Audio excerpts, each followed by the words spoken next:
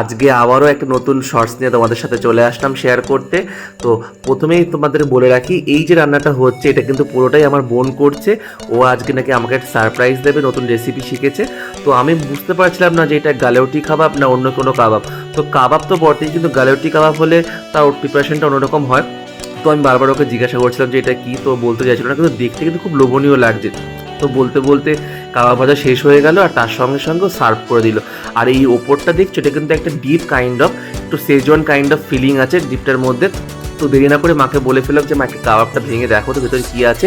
তো ভেতরে খুলতেই দেখি যে চিজ আর চিকেনে পুরো একদম ঠাসা পুর রয়েছে। তো তখন বুঝলাম এটা চিকেন আর চিজ কাবাব। তো আমি আর দেরি না করে সঙ্গে সঙ্গেই আমার ভাগেরগুলো সব নিয়ে নিলাম আর টপাটপ করে মুখে একটার পর একটা পুড়তে থাকলাম। আর মুখে দিতেই একদম কি বলবো, এত সুন্দর মেরিনেশন হয়েছিল, আর কাবাবের স্বাদটা ছিল অতটাই। আর আমি এখানে কাবাব খাই, আর তোমরা ওয়েট করো নেক্সট শর্টসের জন্য।